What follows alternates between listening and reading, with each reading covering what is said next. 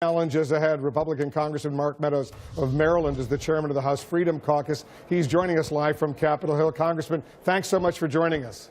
It's great to be with you, Wolf. Thanks so much. All right. You said yesterday, Congressman, that there are not enough votes for this bill as it currently stands to pass the House of Representatives. You believe that's still the case?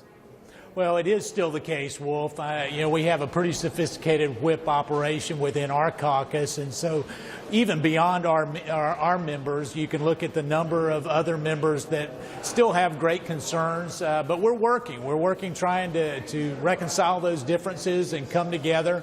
But today, if this bill were put on the floor, it wouldn't have enough votes to pass. Because you need 21 Republicans to bolt. By our count, there are at least 19 who have expressed opposition or leaning opposition. What's your count?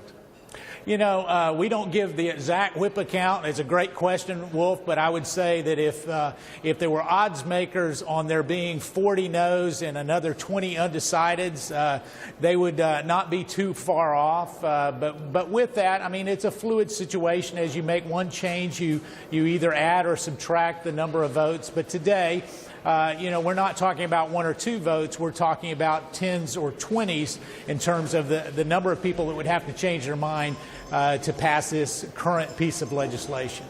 Last night, Dana Bash and I, we moderated a town hall with the Health and Human Services Secretary, Tom Price, and we asked him about your comment that the Freedom Caucus has enough votes to block the bill. I want you to listen to what he said during the CNN town hall.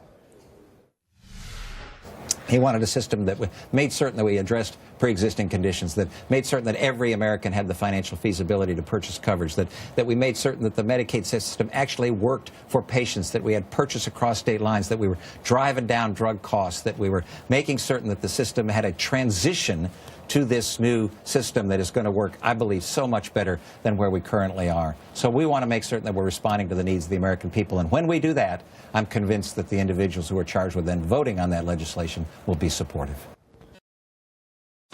All right. What's your reaction, Congressman? Well, you guys did a great job last night, and Secretary Price is right on one thing. When we do all of the things that he mentioned, there will be the votes. The problem is this particular bill doesn't do all of those things. I mean, a lot of that is what they call in the phase 3 portion, where you actually drive down costs. You get competition across state lines.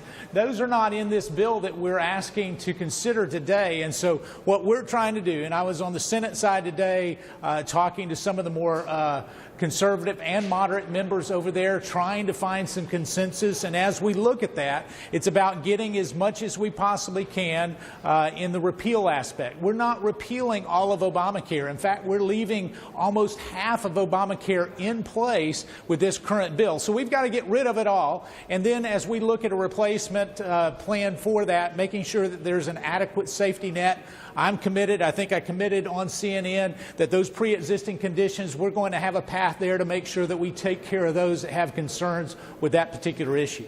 On health care, you've heard what Republican Senator Tom Cotton of Arkansas has said, that you won't have enough votes, certainly not enough votes, to get to 60 in the Senate, and you may not even have enough votes to get to 51 in the Senate, because some Republicans there are bolting. So would it be wise for the Speaker to pull this legislation right now and start from scratch? Well, I don't think there's a real desire to start from scratch. I think what they're trying to do is look at some of the components, and there are some good components. Even though I don't support this particular bill, there's some good components in there. But I can tell you, based on my conversations with my Senate colleagues and certainly with my House colleagues, there's not enough votes in either place to pass it the way that it is. But I promised the President personally that I would negotiate in good faith, and I can tell you that we've been spending 18 hours a day trying to make sure that we do that. And I'm optimistic in the coming days that we'll be able to find a solution and actually drive health care premiums down. That's what this is all about, driving health care premiums down.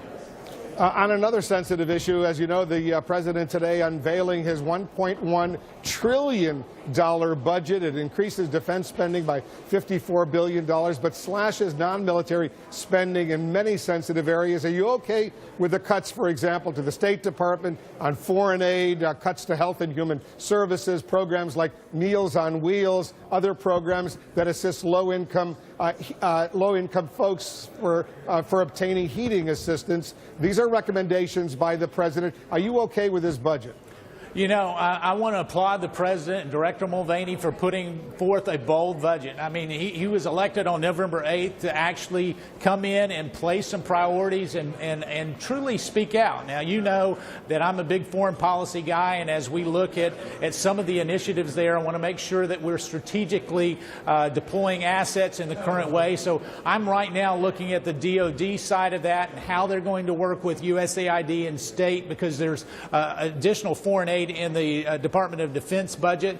And so as we look at those, I think what you're going to see is this is the starting place. Ultimately, some of those things, I've delivered meals for Meals on Wheels. You know, I think that those types of programs will stay in place, but it's a work in progress. But again, to criticize somebody for putting forth a bold vision and really talking about our veterans, our military, and fulfilling a campaign promise, you can't really criticize that. But I can tell you that as we come together, we're going to be looking at this in a real way to make sure that we put the assets and the appropriations in the proper place and only make strategic cuts. Yeah. He says he doesn't want to cut Social Security. Said that during the campaign, and this recommendation doesn't cut Social Security either. All right, Congressman, thanks as usual for joining us. Thank you, Wolf. It was good to be with you. Thank you.